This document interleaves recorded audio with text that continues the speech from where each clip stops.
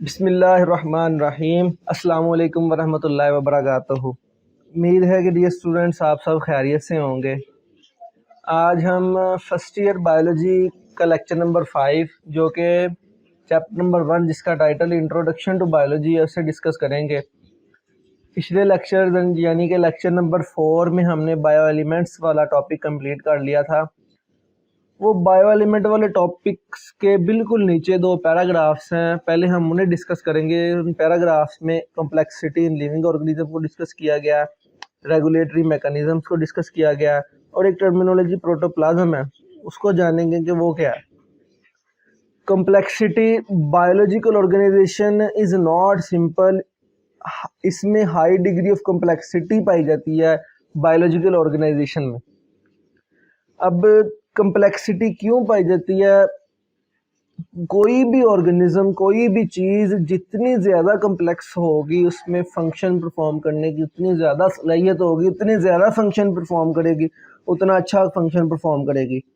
इसकी आप एक छोटी सी एग्जांपल ऐसे लें, एक साइकिल है, अगर आप उसके स्ट्रक्चर को देखें तो वो as compare to motor bike उसका स्ट्रक्चर सिंपल होगा। मोटर बाइक का स्ट्रक्चर कॉम्प्लेक्स होगा क्योंकि उसमें इंजन इंट्रोड्यूस हो गया, मोटर बाइक में इंजन आ गया और भी बहुत ज़्यादा चीज़ें हैं। अब साइकिल और मोटरसाइकिल में यही डिफरेंस है कि वो ज़्यादा कॉम्प्लेक्स है, ये सिंपल है। और इनमें इनके फंक्शन में भी डिफरेंस आ जाता है। अगर साइकिल देखें वो मैक्सिमम 40-50 की स्पीड तक चला जाएगा, नहीं तो 20-30 तक जाएगा। बाइक जो है वो 80-100 तक भी चली जाती है, 100 किलोमीटर पर आवर। अब आप बाइक से स्विच करके कार पे जाते हैं, गाड़ी पे जाते हैं, तो गाड़ी में इंजन बड़ा हो जाता है, उसमें और ज़्यादा कॉम्प्लेक्सिटी ज़्यादा हो जाती है, उसमें पैसेंजर कैरी करने की कैपेसिटी ज़्यादा हो जाती है, उसकी स्पीड भी ज़्यादा हो जाती है। आप कार से बस पे चले जाएं, कॉम्प्लेक्सिटी ज़्यादा ही, फंक्शन ज़्यादा वाइड हुआ, ज़्यादा पैसेंजर कैरी किए। आप बस से ट्रेन पे जाएं, ट्रेन पे एरोप्लेन पे जाएं।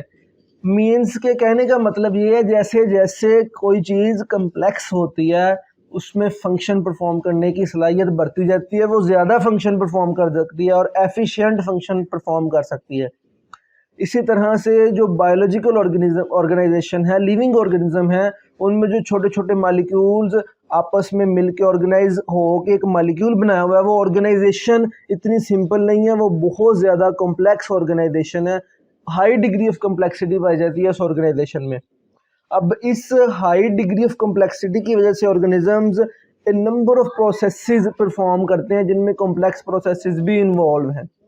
सिंपल भी होंगे, कॉम्प्लेक्स प्रोसेसेस भी बहुत ज़्यादा इन्वॉल्व हैं। जैसे हम सिंपल तो हम फोटोसेंसिस कह देते हैं कि लाइट की मौजूदगी में खुराक का बनना फोटोसेंसिस है, लेकिन अगर हम इस प्रोसेस के डीप में जाएं कि इसमें होता क्या है, तो हमें पता चलेगा कि फोटोसेंसिस एक बहुत ही कॉम्प्लेक्स प्रोसेस है जो प्लांट्स परफॉर्म करते हैं।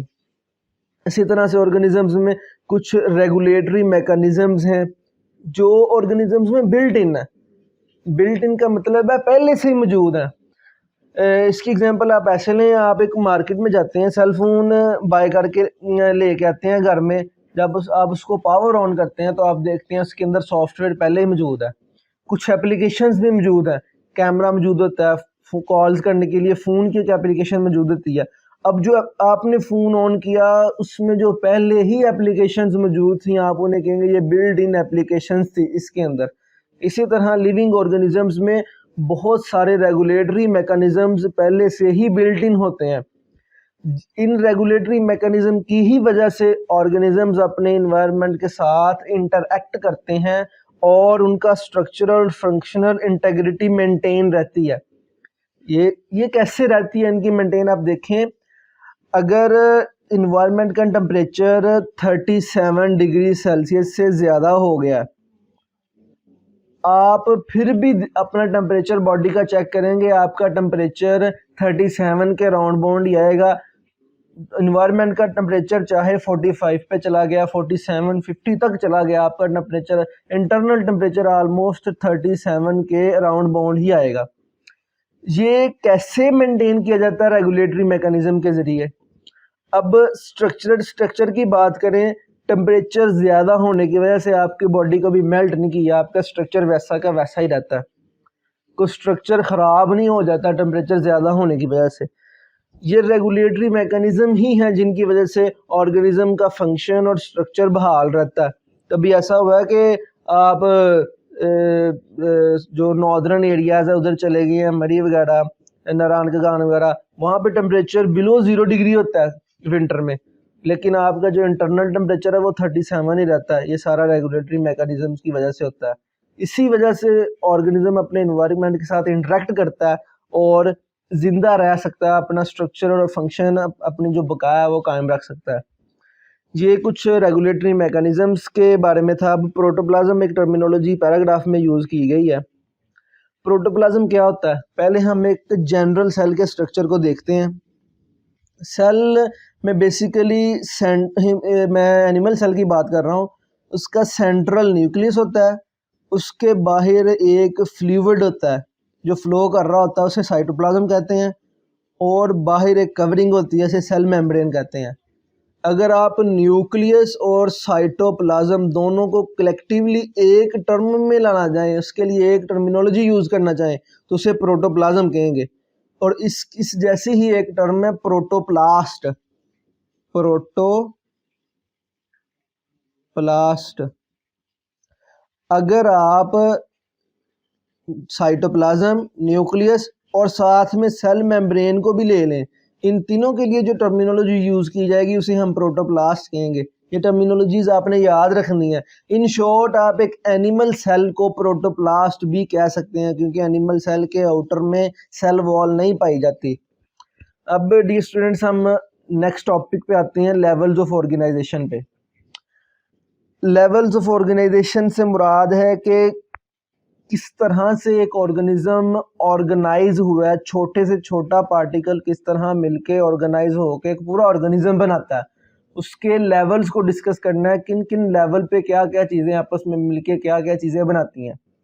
सबसे पहले ये जो मैंने पैराग्राफ लिखा है, ये एटॉमिक और सब एटॉमिक पार्टिकल लेवल है। दुनिया में कोई भी चीज़ जो मौजूद है, जो मैटर है, वो एटम्स से मिलके बनी हुई है। All living and non living matter is made up of simple units. उन सिंपल यूनिट्स को हम एटम्स कहते हैं। एटम्स से मिलके हर चीज़ बनी हुई है इस दुनिया में। पहले तो यही समझा जाता था कि एटम ही सबसे छोटे पार्टिकल है, लेकिन टेक्नोलॉजी के साथ साथ ये पता चला कि एटम्स के अंदर सब एटॉमिक पार्टिकल्स भी होते हैं। एटम्स को भी डिवाइड करके उनके अंदर जो सब एटॉमिक पार्टिकल्स हैं, such as electron, protons and neutrons, ये भी एटम्स के अंदर पाए जाते हैं। ये सबसे छोटा लेवल है, क्योंकि हर चीज़, हर मैटर एटम से मिलके बना हुआ है। जाहिर सी बात है, ऑर्गेनिजम्स भी मैटर हैं, उनकी सबसे बेसिक चीज़ भी एटॉमिक और सब एटॉमिक लेवल ही होगा। इनसे मिलके ही एक ऑर्गेनिज्म बना हुआ है। जब एटम्स आपस में मिलते हैं, उनके मिलने से मॉलिक्यूल बनते हैं। हमारा नेक्स्ट लेवल मॉलिक्यूलर लेवल है। ऑर्गेनिजम्स में जो एलिमेंट्स होते हैं वो कभी भी आइसोलेटेड फॉर्म में नहीं पाए जाते। ऑर्गेनिजम्स को छोड़ें, आप वैसे भी देखें, मोस्टली जो एलिमेंट्स हैं या एटम्स हैं वो आइसोलेटेड फॉर्म में नहीं पाए जाते, एक्सेप्ट नोबल गैसेस हैं पीरियोडिक टेबल में जो इंडिपेंडेंटली एग्जिस्ट करती हैं। बाकी ऑलमोस्ट सारे ही एलिमेंट्स, एटम्स आपस में बॉन्ड बना के रखते हैं, आइसोलेटेड फॉर्म में नहीं पाए जाते। ये एटम्स और एलिमेंट्स की हमेशा से ख्वाहिश होती है कि उनके वैलेंस शेल में या तो 2 इलेक्ट्रॉन हों या 8 हों। 2 इलेक्ट्रॉन सिर्फ और सिर्फ हाइड्रोजन के केस में, और 8 इलेक्ट्रॉन बाकी तमाम पीरियोडिक टेबल के एलिमेंट कोशिश करते हैं हमारे आखिरी शेल में 8 इलेक्ट्रॉन पाए जाएं। इसी कोशिश को जारी रखते हुए वो डिफरेंट टाइप्स की बॉन्डिंग करते हैं। बुक में 2 बॉन्डिंग्स को डिस्कस किया गया, आयनिक बॉन्डिंग और कोवलेंट बॉन्डिंग।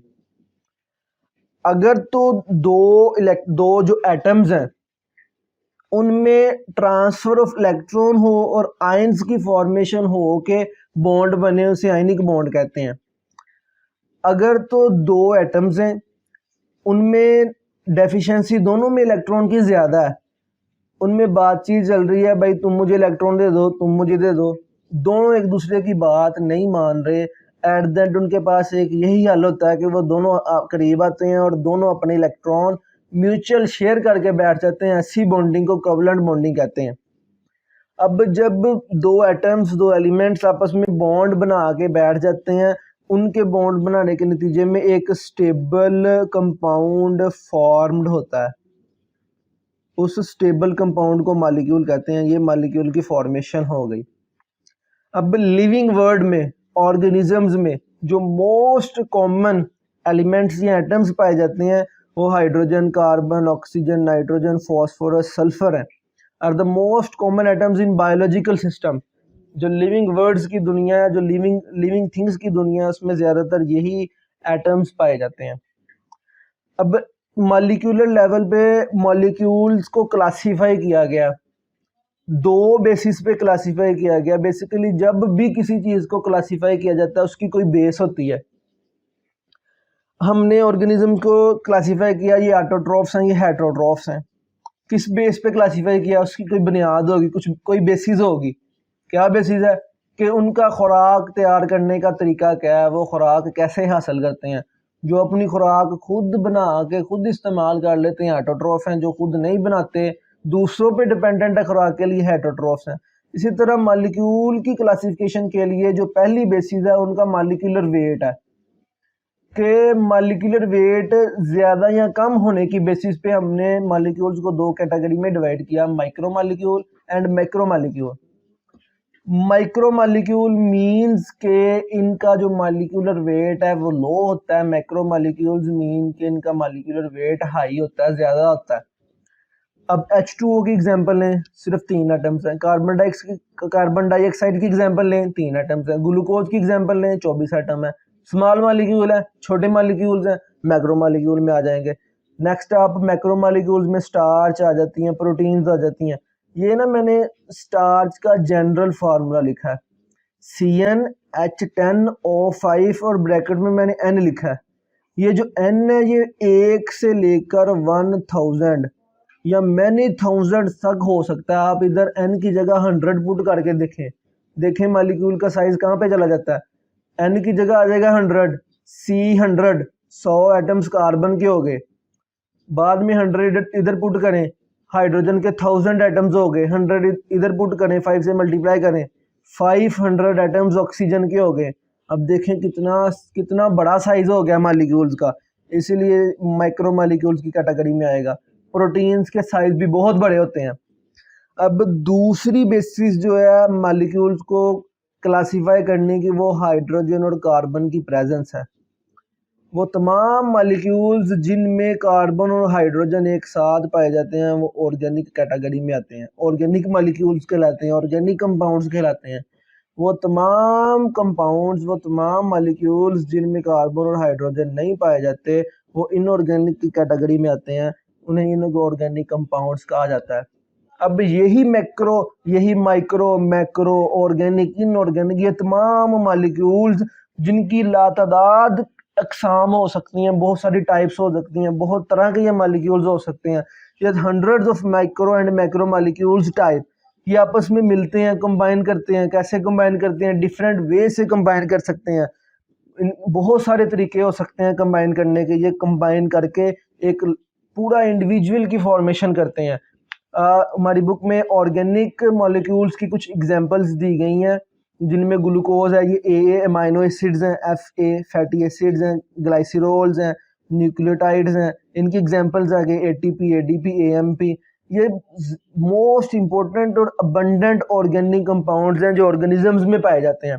अब ये ग्लूकोज क्या है, अमाइनो एसिड्स क्या हैं, फैटी एसिड्स क्या हैं, ग्लाइसिरोल्स क्या हैं, न्यूक्लियोटाइड्स क्या हैं, ATP, ADP, AMP, इन सब को इंशाल्लाह हम जो फर्स्ट ईयर की बायोलॉजी है इसके सेकंड चैप्टर में इनको डिटेल से डिस्कस किया गया है। इंशाल्लाह हम उनको वहाँ पे डिस्कस करेंगे। डियर स्टूडेंट्स, लेक्चर के अख्ताम पे एक हदीस बयान करना चाहूँगा। यह हदीस मैं इब्ने माजा से कोट कर रहा हूँ। आपके और मेरे प्यारे नबी हज़रत मोहम्मद सल्लल्लाहु अलैहि वसल्लम ने फरमाया, जो शख्स भी गुनाहों से तौबा करता है वो ऐसे ही है जैसे उसने कभी गुनाह किया ही नहीं था। डियर स्टूडेंट्स, इन हदीस को बयान करने का मतलब ये नहीं है कि मैंने बोल दी और आपने सुन ली और बस काम ख़त्म। कोशिश किया करें कि इन पे अमल किया जाए। और इंशाल्लाह उम्मीद है आपको लेक्चर की अच्छे से समझ लग गई होगी। इजाज़त दीजिए, अल्लाह हाफिज़।